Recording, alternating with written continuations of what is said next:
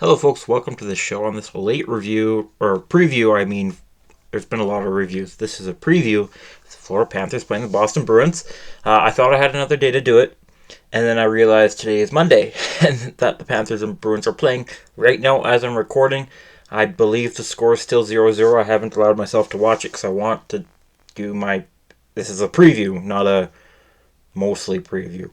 But I guess it still hurts my knowledge that it's 0-0. Anyways, it doesn't really change my opinion on the series or how it's going to go.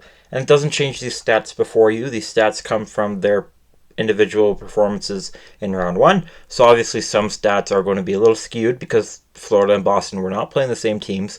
But both the teams they were playing were pretty good. So there is a bit more comparison here versus when... let's say one team versus another, like if one was playing Washington Capitals versus the other one playing Toronto, right? Anyways, so that's where these stats come from, and I think they're still good enough to use, even though it's only been through one round of playoffs. Now, for the two teams playing, the reason I'm late is because I saw the Selke nominations, and I have some opinions on them, so that researching for that video took up the entirety of yesterday, and then I forgot that, Boston, Florida is playing. So, again, this is going to be a long preview. I like to keep these short, and we'll just go over their stats in round one. But I'll also talk about the regular season. The regular season, both teams had a really good regular season. Florida better than Boston this time around. However, whenever they met each other, Boston won all 4 games.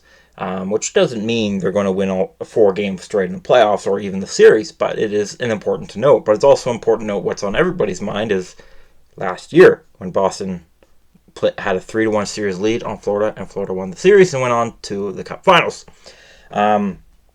Obviously, Florida isn't coming in here as a wild card, and Boston isn't coming in here as President's Trophy, but they're both pretty good teams who love to hit. Let's go over the stats. Boston beat Toronto in 7. Florida only needed 5 to beat Tampa Bay. So take that from that what you will. Boston had a very low-scoring series. They did not muster more than 3 goals a game, which is really low. They were closer to 2.5, but allowed less than 2 goals per game against Toronto. I just realized I haven't actually done the Toronto-Boston review video because I wanted to get this one out first, so I'll do that one later. Maybe I did. It's all mushing together because there's so many videos to do as we're transitioning into rounds and do trophy announcements. Anyways, Boston was able to limit a very good Toronto offense to less than 2 goals a game. A lot of that had to do with Jeremy Swayman. Similarly, shooting wasn't very high in Boston's series. They allowed just over 30 shots, which is kind of average per game, and couldn't muster up more than 28. Whereas Florida shot more during their series and allowed less against Tampa, who has a great offense, and that led to... actually, this is wrong. Here, you can watch what I do, because I am in a hurry, because I want this video out, so I'm not going to do a whole one. So I accidentally put Florida as having the advantage in opponent shooting percentage. That's what this is. Florida does, because Toronto only scored on... 5.6 of their shots. A lot of that has to do with Jeremy Swayman, and of course, people also talk about how much it has to do with Toronto. But there's no question Jeremy Swayman played great. Sergei Bobrovsky was still pretty good, had an amazing save. I'm sure you've all seen. When it comes to high danger chances, Boston against Toronto was kind of average, but Boston couldn't muster up many high danger chances themselves. Were allowed just over average of 8.29 high danger shots against, whereas Florida kept Tampa Bay to 7.2, which is about average, but considering it's Tampa Bay, that's really good, and mustered 10.2 themselves.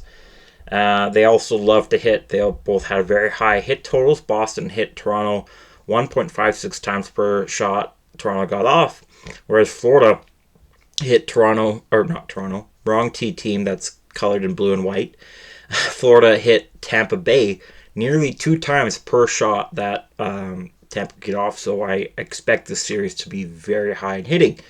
Florida was the better blocking team, or at least needed to block more, however you see it, but struggled in face-off circle mightily, whereas Florida had the advantage against Tampa Bay.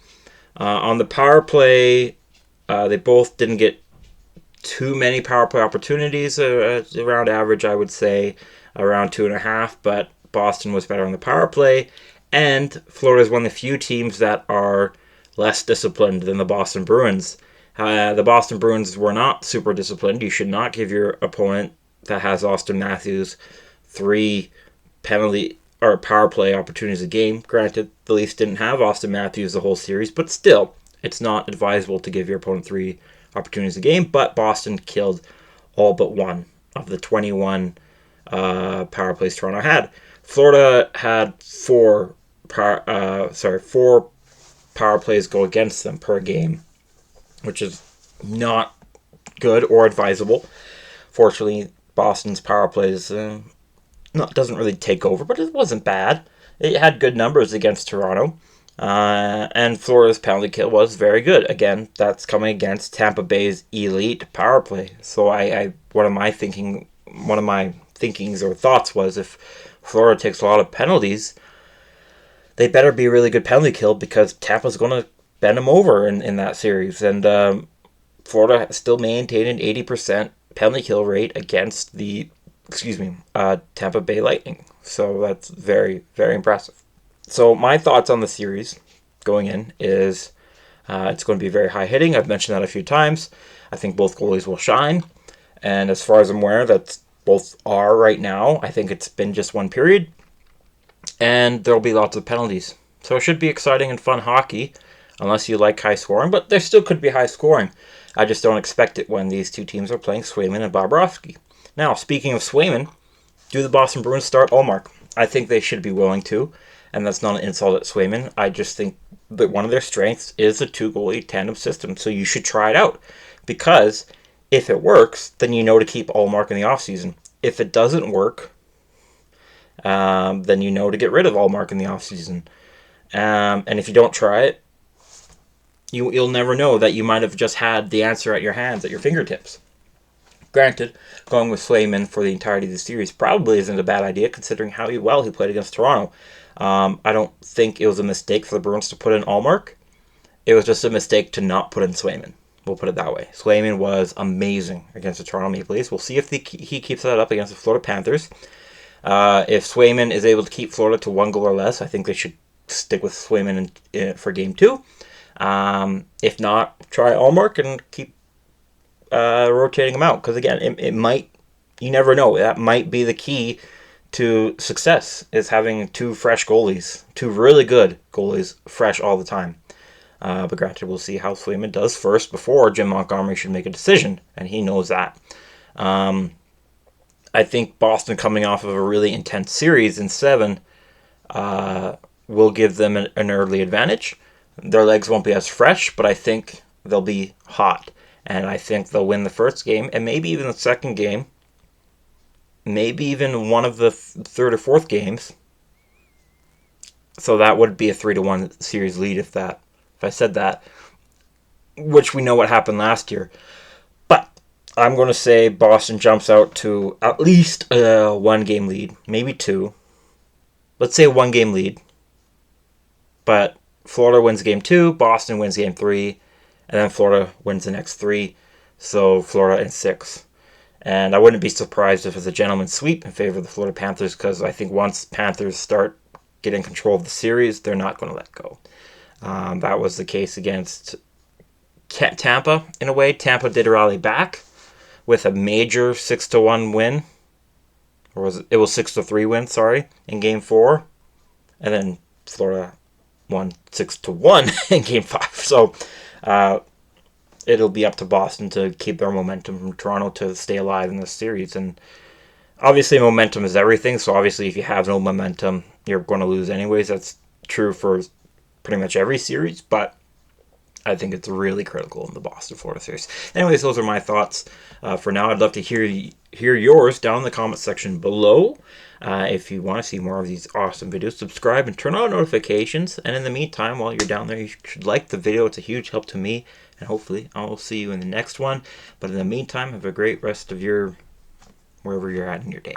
Bye-bye for now.